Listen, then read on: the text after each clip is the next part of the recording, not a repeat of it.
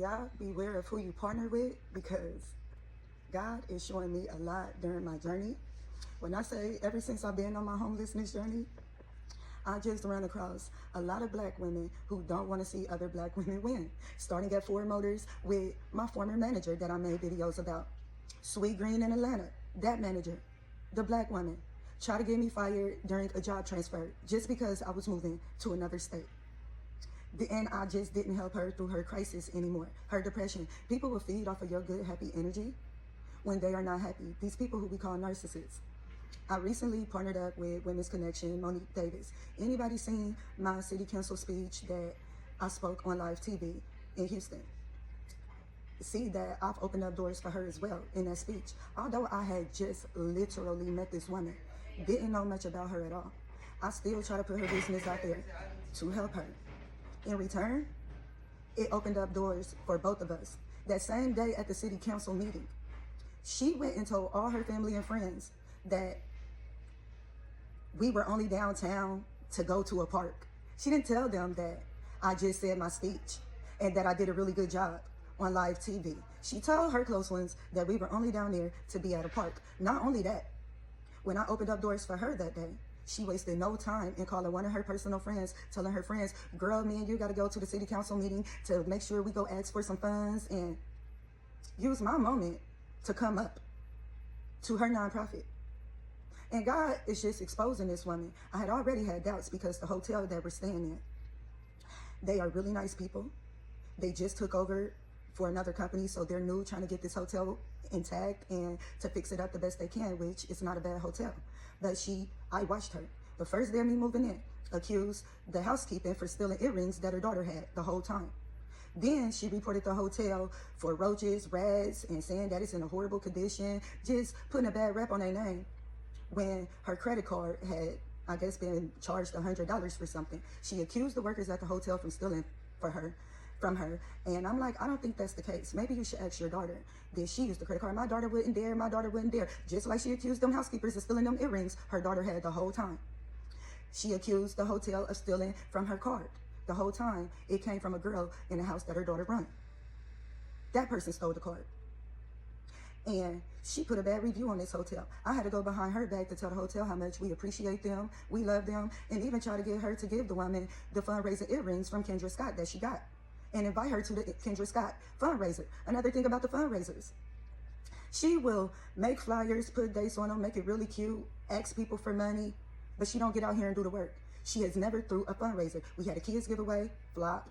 School giveaway, flop. She make these flyers, she asks for donations, but she don't get out here and fundraise. She don't connect with the people. She don't even have the fundraising events. She just make flyers look cute and ask people for donations without doing the work. I cannot collab with people like that because she jumped the guns. But she did tell me during her 18-month sentence of being a felon that her son kept her in jail because she was a person, if things didn't go her way, it was ugly. And things had to go her way or people had to hit the highway. And it was a point where her son kept her in prison, ran a nonprofit. He's over the funding, the same funding she tried to dip into in a business account, and he told her, no, go look for a job. She's panicking because she's going broke. Although I had a partial paycheck, not a full paycheck, I gave her my emergency money, which still provide myself with groceries and personal items. And in return, because I practice proper healing and meditation, which requires me to be alone a lot, which is why I'm celibate, which is why I have no friends, which is why I have no family here.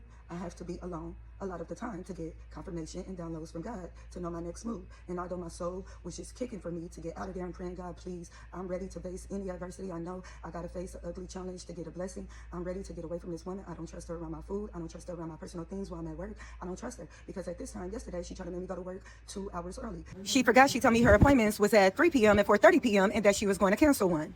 She have you work at 10:30 and come back and get you. I'm gonna drop you off early because I have an appointment. I'm gonna get to work today. Huh? I'm gonna get there today. Okay. Because I don't want to sit there for 2 hours. No, I'll apologize, but It's okay. She forced her client to get a job with me when I told her it made me uncomfortable. I had to feed her client at work, share my food with her off of work.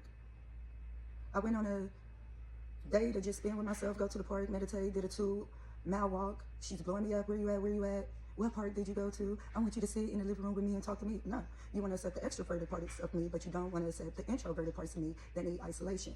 She has detachment issues. She jumped the guns instead of sitting and analyzing. She blamed people for things that they're not doing to her. And she don't make good, healthy decisions. I cannot collab with people like that. And I told City Council, I am independent. And because of that, it caused a lot of retaliation. She gave me a deadline to move out July 4th, even wrote an agreement. I mistaked it as July or June 26th because she was saying something about June 26th. So I tell the City Council, oh, she want me gone in 2 days. She told the City Council people that's not true. She got till July 4th. When I carefully read the agreement, I went back and told City Council, I didn't see the personal agreement, but I got till July 4th. I told her I will be gone by July 4th. They'll give me enough time to save my funding, to get my own living situation, since I only got paid a partial and gave her my emergency funds. She got me on the outskirts of Houston, where I'm not close to my community. I can't even adapt with the people I build communication with the homeless, or be close to the City Council. So she got me where I'm just stuck in the middle of nowhere with no funding. And not only that, when I agreed that I would be gone by July 4th, I wake up out of nowhere today of her telling me I gotta vacate today, I gotta leave today. I have not been confrontational with this woman. I have not said anything to this woman. I just been by myself, and that bothers her. So I reached back out to City Council. They're trying to help me find placement, but she had also agreed to pay $302 a week for my past split for me to get back in housing. That was not in the agreement. I told her, although it wasn't in the agreement, it's okay. I'll find my own financial support, to get where I need to be. And because I told her that, oh, she wants me out this morning, where she know I gave her my money, and I'm on the outskirts of Houston. But I pray every day, God, get me away from this woman, because her soul went right. And I know I got to hit adversity and challenge. But this is where you guys really, really analyze, reflect, meditate on who you do business with, because all business ain't good business. And I knew that when she told me she was a convicted felon, and I see that her son is over the nonprofit that makes the best decisions, because she don't. Not only that, I was telling her, don't take personal things from your client when he made her get a job, and she chose to do home health care. Her client dumpster dive. She's taking trash from them as gifts when she get free donations. I told her, you don't need it. You don't even need a job. You're already a boss. Her son tried to tell her that. She tried to keep me away from her son, keep telling me he's married, as if I care. I am celibate. She keep calling me a young lady, making him think that I'm really young, when I'm in fact older than him by like 5 years. She keep trying to downplay me when I'm helping her. When she went crazy about her finances, oh, what I'm gonna do, I told her, leave it to God. You gotta have an adversity before the blessing come. Just find the good and the bad and learn how to maneuver. When she started listening to me and finally surrendered, God blessed her with some money. But people don't understand. When I come around, I bless everybody, because I'm a genuine person. And everything I do is out of love. And that blesses people, not only me, it blesses people around me. But I want y'all to know, be aware, because all people ain't good people. And like I said, I wasn't judging this woman by her record or her background. I didn't judge her at all. And although she wanted me to be confrontational and a mad black woman, I'm never going to give that. When she told me she wanted me to leave today, I said, okay, I understand. And thank you for allowing me to meet you, because it taught me a lot about people like you. And I left. I don't have nowhere to go. I have no money.